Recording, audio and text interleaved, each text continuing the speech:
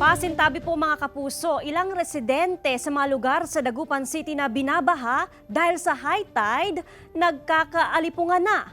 May live report si Jasmine Gabriel Galban. Jasmine.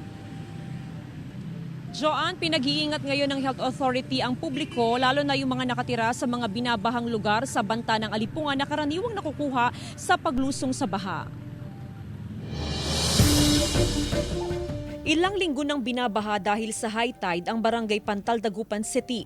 Kaya naman ang ilang residente, tinatamaan na ng alipunga. Ang ilan, nakakaligtaan din naman ng magsuot ng bota bago lumusong sa baha, gaya ni Mang Demetrio. Mahirap, Makati, masusugat.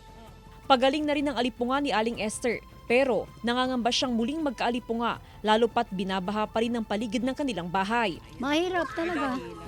Maabdi. Makati, maabdi. Ayon sa Health Authority, ang alipunga ay isang impeksyon mula sa fungus. Nakakahawa rin daw ang alipunga. Payo ng otoridad sa mga tinatamaan ng alipunga na agad magtungo sa barangay health centers. May lumusong sa baha at nabasa na po yung inyong sapatos o yung inyong mga medyas, wag na po natin itong iwan. So as much as possible na after po kayong lumusong sa baha, magugas po agad ng inyong mga paa at tuyuin po. Ilan din sa maaring gawin na home remedies kapag tinamaan ng alipunga ang pagpahid ng suka sa apektadong bahagi ng katawan. Patuyuin ng 30 minutes at banlawan. Gawin ito 1 hanggang 2 beses sa isang araw. Maaari ring ibabad ng 10 to 15 minutes 2 beses sa isang araw ang bahagi ng katawan na may alipunga sa plangganang may maligamgam na tubig na may 3 kutsaritang suka, asin o baking soda. Sakaling malala ng alipunga, magpakonsulta na sa doktor.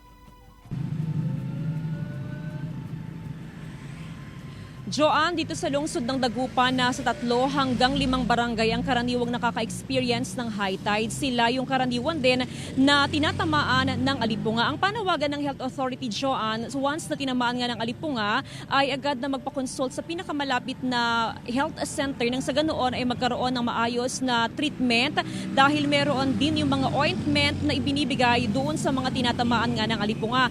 Samantala, Joanne, sakali naman na meron ng sugat sa paa, ang panawagan dyan ng Health Authority ay iwasan na yung paglusong sa baha at patuloy din na panawagan ng pagsusuot ng bota sa mga panahon ng tag-ulan, lalo na sa mga binabahang lugar. Joanna?